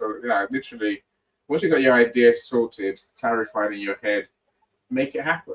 That's what it takes everywhere, not just in Africa, everywhere in the world, right? Yes. Yeah. Let's learn that. Let's stop just thinking and moaning and complaining, and let's start doing. Because there's so much opportunities. Some people are afraid of some regulatory uncertainties in Africa, but it is not perfect anywhere, even in the US. That's nothing. What about what is going on right now here? Yeah. So it's not perfect anywhere. It's really not perfect anywhere. So you cannot just run away from the only thing I see anywhere in Africa is when you are investing from anywhere, especially if you're in US, you need someone, a trusted somebody in Africa to maybe coordinate or cooperate with. But that is the problem, I think. That is what I see, the problem I see. But who is that will be genuine, that will tell you the truth? Who is that? Who is that trusted someone? Yeah, But but this is where people like you, people like Dr. Joseph, who have a network, come in handy. It's like Dr. Yvonne, where you have in a network already, that you can work with. Michael's point: entrepreneurship thriving on impact is more important than thriving on success. Michael. Impact equals success. If you create something that has an impact, you'll be successful because they will pay you for that thing that has an impact, Michael. And I'll argue this till I go blue in the face. I might even play my price issue and my price video. Omar, welcome. Look at that sun. Look at that sun indeed. We're not used to it, Omar, but no, it's only one day in my life, right? It'll go away soon. I'm hoping. Otherwise, I might have to move myself slightly sideways to avoid the sun. Do I go that way? I go that way, not that way, right? Look at that sun. Dr. Yvonne, so why do you think they won't leave Africa? It's us in the diaspora. We struggle to explain why, whether I would go back. And I struggle to explain whether I would go back. But those people can make it anywhere, right? They really can. Yeah. It's about doing what we're talking about today. Have the idea, make the idea happen. Make the solution happen. That's how you're gonna. That's a growth opportunity in itself, right? Let's learn. Let's not just keep running off trying to find foreign investors and waiting for our idea to breathe. Let's build our idea based on taking the first steps. See, I'm going to do a room, Dr. Roxana. I got a room planned. Maybe not here. I say no. Literally, say I want to talk about how do we move beyond the idea stage? How do we actually become implementers? Is that that's? It's really. Can I, Annie? Can I say something about that? Of course. Mike is yours. Yes, the question is, how do we move from where we are to implementation, right? Is that that's the question? Yeah. Okay, well, before we talk about implementation, you have to have some trusted people. That's what I'm trying to say. Some people you have to network with who are in Africa, right? And I see where someone said, how do you know they will not actually move from Africa? How do you know they will not move to another country? Maybe that's what she's trying to say. So my question or my input is, how do we get that trusted person? How do you know that this is the trusted person that you want to network with in Africa? Because I think there might be people who have the money to invest, but they are kind of scared of not having any trusted people to invest with, to work with. So that's my concern, though. Yeah, it's a genuine, it's a genuine concern that many people have. Like say, by working with the networks that exist, and I say what you're doing, what Dr. Nyoye is doing, and what someone like Dr. is doing. Doctor is doing in Africa. Dr. Yvonne is doing in Africa, especially. So that's how. We have to tap into those existing networks. Otherwise, we have to create our own. Right, we have to create our own systems. Dr. Roxana. Yeah, Mhm. it's, we have to start somewhere, and we have to learn to just begin, not just chasing money, right? And but we have to Yeah. know how to build a business. We have to learn how to build a business properly. We have to learn how to create solutions that work. Now, I think above all is it's our personal character, it's our mindsets that we need to work on, right? We need to work on being clear, being passionate, being driven, and then having the resilience to carry on. It's going to take you years. It's going to take you money. It's going to take everything you've got. I'm not saying it's going to take money that you haven't got, because you can build wealth slowly but surely. Serve someone, they'll pay you. Serve more people, they'll pay you more. We have to start somewhere, my friends. Yeah. We have to Yeah, start somewhere. but that's the truth. Yeah. That's And our you life. can build trust. You can Mm, build trust as you go ahead and so you have, if you have maybe 1 million to invest, you can start from maybe 200,000 and keep on walking your way through. And by the way, you build trust. Yes, make sure as you go on, you want to know if actually the people you are working with will be true to the what you're planning. mm. Yeah, Are for you sure. working together? Yeah. And that's we're starting small, and often we don't need outside money, as Michael explained earlier. We need intra-African investment, money amongst ourselves that stays that stays with us, right? You know, Yes.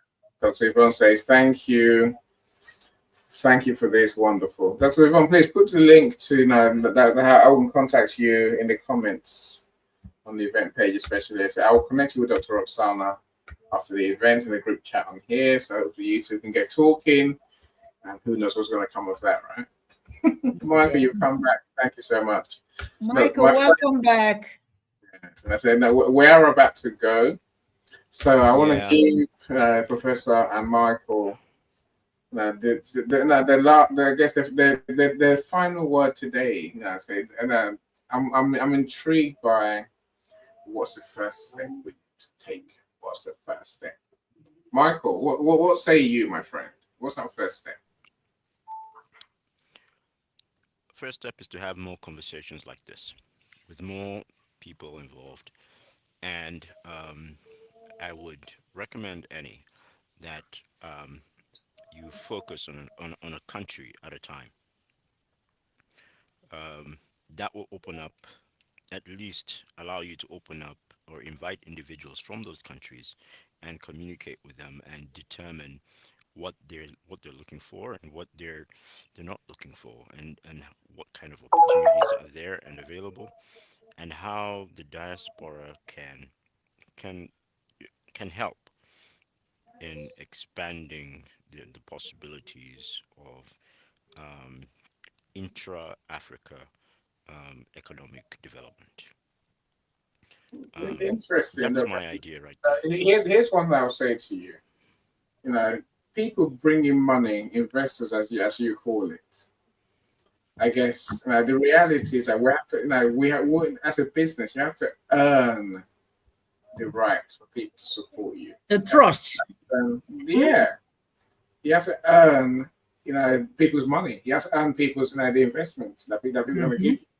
You can't just start tomorrow and say, I want the diaspora to support me. It's not going to happen because they Yeah. will support everyone else, right? You have to earn the right for you to be that person that people support, financially or Absolutely. otherwise. I'm saying, I right. absolutely agree there. There's some You people who are making efforts here on LinkedIn who are actually doing that. They're earning the know. support of the communities that they have developed around them. And I say this because when we take a look at some of those Ugandan, um, what do you call it? Ugandan people who are supporting children and so on, and they're actually talking about what they're doing and how they're doing it, etc., etc. I've sent you some of those clips, Annie, so that you can take a look at that. But you can see the gathering, because every time I get a report of as they put out as they put out their reports on what's going on, and also see the number of people who are responding and the types of people who are responding. And there is an increase and an interest from um, prospective members on LinkedIn who and also potential donors or helpers who can assist or who can help what do you call it, become a partner in this venture, etc., etc. You see that happening, and there's also that other gentleman that you sent information about, and I'm still looking into him to see a little bit more as to what he does, and also I've also contacted some of my people to find out a little bit more about him as well in Uganda. But you can see that, and I also see people like Yvonne who indicated she's from Jamaica and she's actually investing in Uganda. And that is what actually impresses me with respect to she's going above and beyond to actually establish those relationships with women and people she can trust who can take care of the projects that she is investing in. I thought that was very impressive as well. So Yeah. I really appreciate her voicing what she actually does, and I didn't know that she was doing that. I mean, I see her every once in a while on some of the stuff I post, but I had no idea that she did that. So I'll look into her a little bit more. Yeah, well, no, better still, meet with her. So I'm meeting with her tomorrow or Thursday. We Oh, need to learn to build relationships.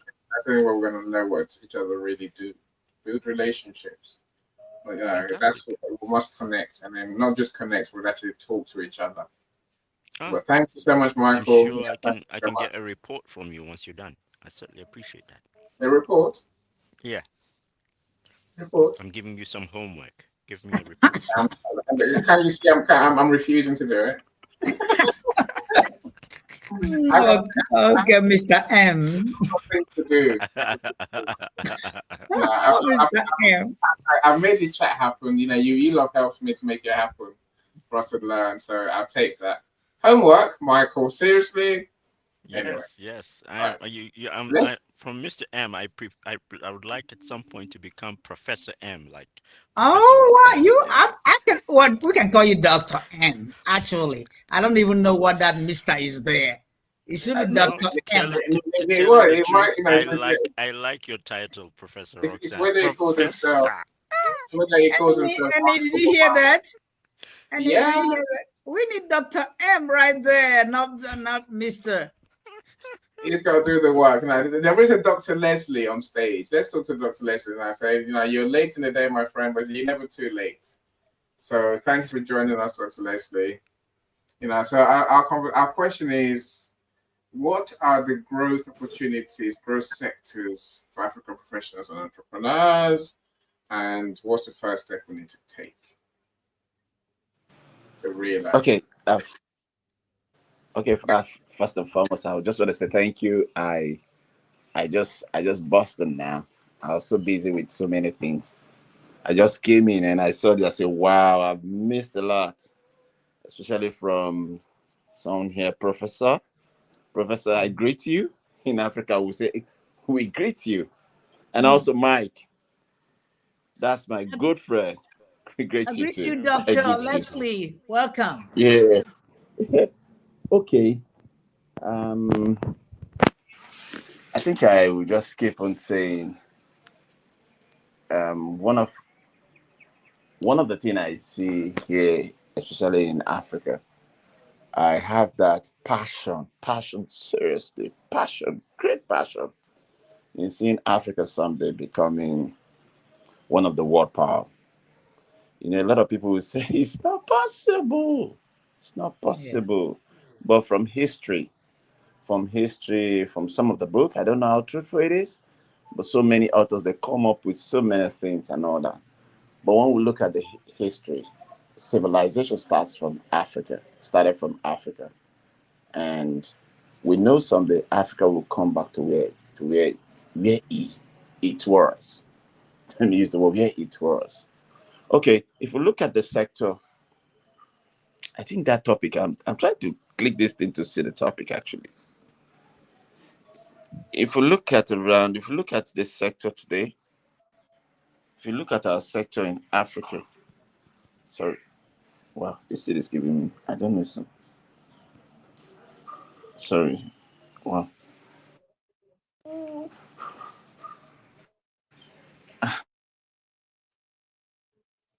That's technology for you, right? Sometimes it disobeys.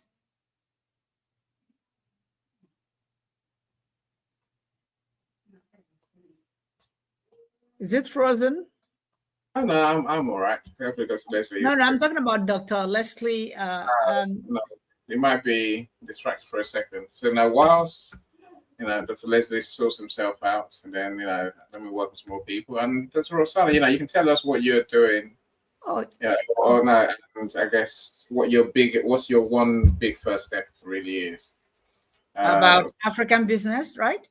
Yeah, about taking opportunities, how more African professionals and businesses can take opportunities that are right in front of us. Yeah. Dr. Yvonne, I hear you. Dr. Yvonne says, in Jamaica investing in Uganda, impact is more important than success. Impact equals success, Dr. Yvonne. Why do people think one happens without the other? Impact is success. Impact is what I had that from Dr. Michael, but that's good. Yeah. So the impact is equals success. No impact, no success. No success. We haven't used our time properly, right? We have to speak it. We have to plan it and implement it. And then claim it and then go do it, right? Oh yeah. Dr. Yvonne's giving us her email. Please don't spam her. I'll add you to my email list, Dr. Yvonne. I'll send emails about my books or my friends' books, like Dr. Roxana's book launch and things like that. Okay. So thank you so much. By the way, I need to actually create email. I mean, a list from my emails. So any place I need you to help me create a list from my email. Yeah, it can be done. We'll talk. And I said, we've got a list of your friends. But no, okay. But we need to actively, because we use that for your book launch, don't we? So we need to actively. I want to do that from my Gmail. I just need your help. But anyway, can I make my summary like Michael did? Yes. I have a mix of, in Africa, there are a mix of opportunities and challenges in investing in Africa. But, while the potential for growth and returns is substantial, investors in Africa must be ready to navigate a lot of complexities. Well, a lot of complexities of continent, the Yoruba, the outside, if you're talking about Nigeria, the Igbos, we have some things we have to sort out. So investors must be ready to navigate those complexities. And economic and cultural landscape, because we have to be careful. Sometimes there was a while ago, people who invested in Lagos lost their money because of cultural disputes. So we have to bear that in mind. So otherwise, we can invest in Africa. We have lucrative businesses there, a good landscape for doing business, but there is economic growth, there are natural resources, we have market opportunities everywhere, Lagos, Onitsha, everywhere that you have market opportunities. So whatever you have, it's actually a good thing, it's going to sell. Another problem is political stability, because we are good in I'm sorry to say that, mismanagement of those in politics. So we have to bear that in mind too. Okay. And there are innovations, especially in Nigeria. Some of these Nigerian youths, they know how to do all these technology. They can do go to YouTube and see how they are thriving. See, they're doing very well in YouTube. So what I'm trying to say is that you really have to know who you are doing business with, who are you networking with, before you can invest your money into that. We have the cultural diversity. We have political problems. But those are the investment risks I'm talking about. Otherwise, investing in Africa will be good. Be good to try. I already said that China is investing heavily in Africa, especially in Nigeria. So that's what I'm saying. The investment opportunities and risks that somebody has to make sure they know how to navigate. I hope you understand what I'm saying. Absolutely. Hello? I understand what Oh, I yeah. understand what you're saying. Okay, I yeah. do believe Because what we you're have those saying. risks. We have opportunities, but we have risks. See, You know, Dr. Rosanna, yeah. I think we can begin to help ourselves without investors. Okay. How? Without you knowing. You see, it's going to be you and somebody, right? Especially two people, right? So you in London, right? And Yeah. another person in maybe Uganda or Nigeria. I'm not involved. I'm not involved. The Africans have to Oh, help themselves, is my point. you are involved, Annie. You are involved. I'm not involved. I'm not involved. You're involved. I'm not. You know You that you're an are African, involved, right? Annie, Dr. Annie. You are We're involved. meeting tomorrow, Dr. Yvonne. No, thank you. You can You laugh are at us. involved. You're an African. Leslie, welcome. Glad you joined us. So please, you might probably have to watch that join team replay to watch a replay to catch the whole conversation there. So amazing ideas shared. No, I'm not involved. No, so I think we need to help ourselves. We need to begin, rather than thinking what everyone thinks. When I say everyone, what many people think, we need to think more like Dr. Yvonne, right? We need to start somewhere and be Yes, we serious, need. serious about starting. We don't need an office. We don't need 10 cars. We don't need several buildings. No, we don't. We need to learn to begin. Dr. Yvonne, I'll see you tomorrow. I can't wait. Thank you so much. Thank you so much. Thank you. I mean that sincerely.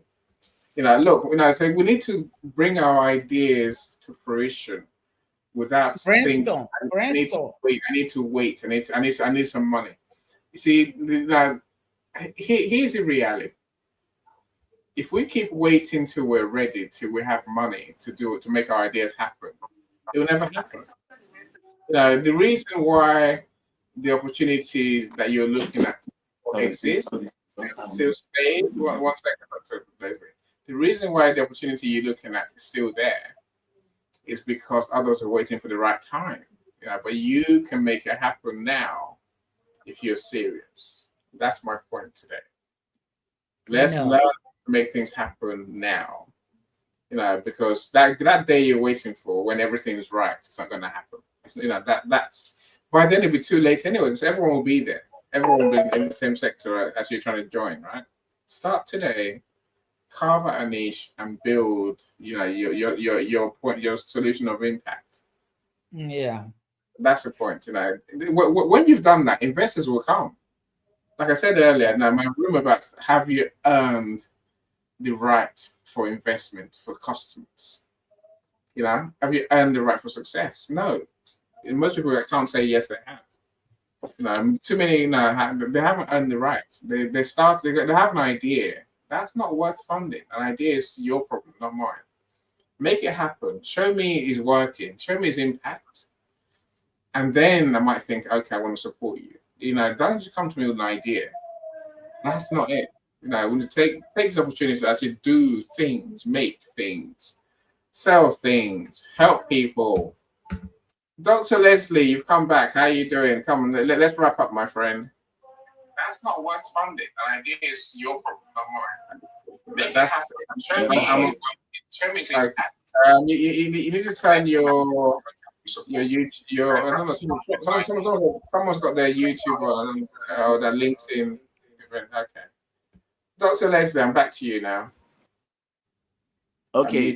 Okay. So, sorry about the network here. It's Africa network. Okay. Yeah, but I'm glad that you turned the parrot off. But the fact is that in spite of all, we're still trying our best to do better in Africa too. That's what I know. And if we look at most of the most of the if you look at most of the businesses we have around in Africa, particularly small businesses, we will see how most of the small businesses are thriving. But the question is, who are the people? Who are the people growing the businesses? Are they Africans? Are they foreigners? That's what we have to start looking at. If the Africans are the one building the businesses, good for African community. If they are foreigners building the businesses, though, they help the economy to grow, but we are not really partaking in the businesses. When we look at many of the businesses we have in some of the African countries, what exactly are they doing? Which of the industry, in most of the industry, in most of the niches, what are the things these people, who are the small business owner, who are they, the Africans, are they connecting to themselves? Are they selling their products? Are they selling their services? What is that thing they are building? What purpose? What is their purpose? What exactly is their purpose? Their purpose is what will determine what we are building in Africa. So if an investor, if someone, for example, I know this is a public platform, but the fact is that I just want to be real, and also I want to look at how the African market, the business will grow to some extent where the Africans will start doing things like the Chinese, the other part of the world that are big economy. One of it is we must learn to partake in the businesses.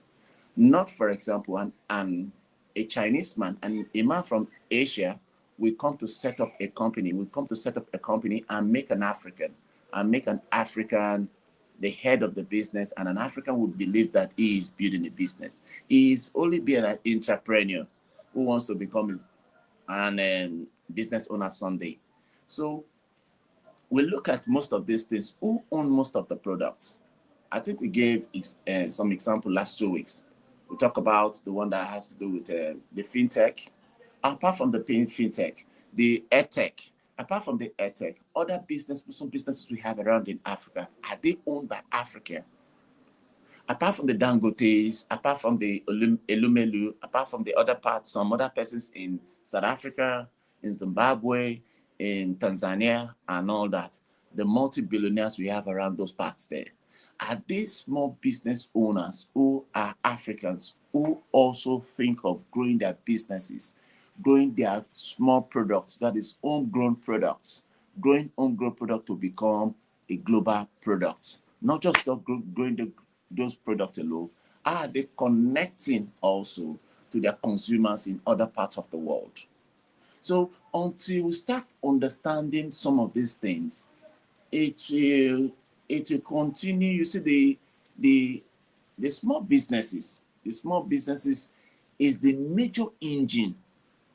One thing about that small business that is the major engine, this is where you do transaction on daily basis. You know, sometimes if you look at it on daily basis, like for example, in Nigeria now, those small businesses you see, they do in billions of naira. You convert it to dollars, they do millions, multi-million dollars on daily basis. So apart from the transaction, what are also the relationship? How are they relating to themselves? What exactly are they building? What are the facilities? What are the infrastructure?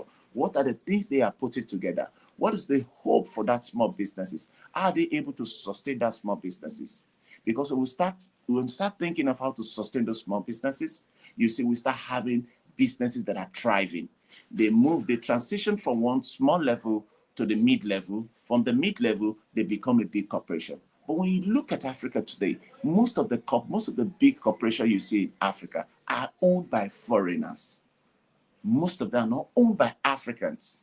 So when we start looking at that, we start looking at African businesses thriving, African business is growing. What are the potentials? Yes. If you tell me they are not just 100% potentials, we have over 200% potentials.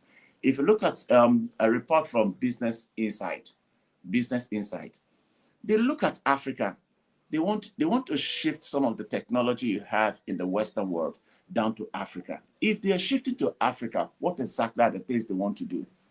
Who are the people that want to own the business? Are they the Africans? If they got the potential, how are they able to translate that potential to revenue machine? How are they able to do that? Those things are some of the things that are so important. So not until we start understanding growing your small business, on what basis? How do you translate? How do you translate? How do you grow the community? What kind of product are you growing? Are you growing local grown business, which is homegrown business, homegrown products or services? Are you growing them to become global brand?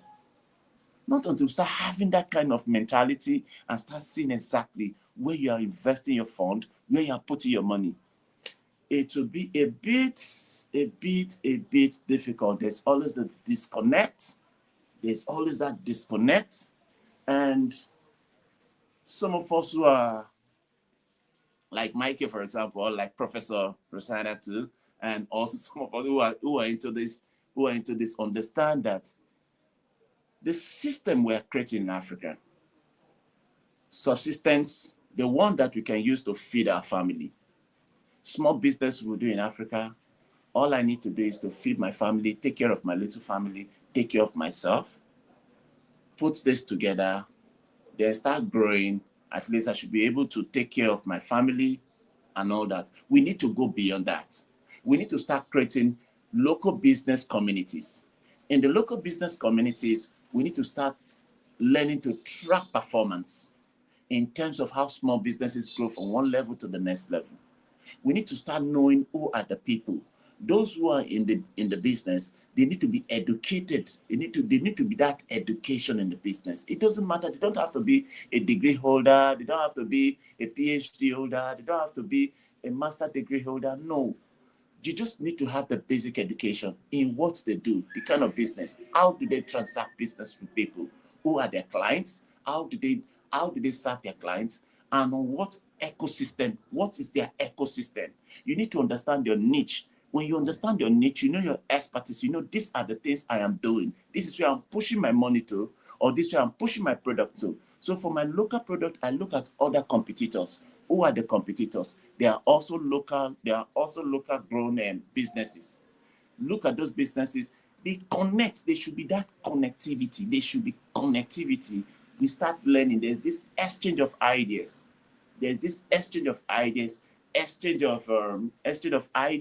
Exchange of so many things around that small community. The moment we start doing that, we start growing businesses, communicating, you connect. Look at America, for example. Most of the top businesses you see, Harvard took their time. Harvard and some of the Stanford and some of them, look at Silicon Valley, you see they take their time. Look at Peter Thiel, the PayPal guy. If all the money he made, he invested this fund in some of these small businesses. They take their time to discover talents, potentials, and they put their money, they invest their funds there just to see how they can start growing these young men, young women, young people come up with different ideas because you have gap. You have different group of people.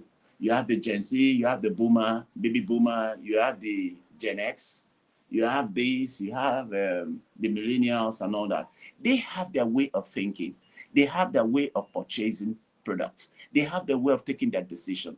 They have their way of interacting. So when we start doing that, start investing in the potentials and start growing up people that are to take over small businesses. Over time, you will see the local grown business, the local grown products will now become global brands. Like I said, which I want to conclude with.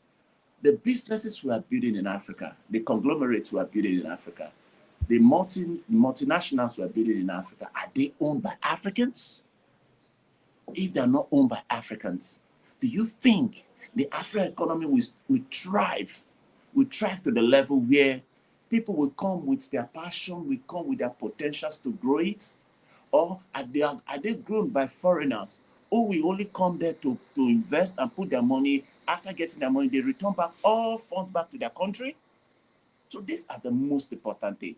So not until we start understanding how the grassroots, which is the small businesses, work, how they connect, how they exchange ideas, how they do transaction, how they grow communities, and some of these things, it will be difficult for us, for African business to actually thrive.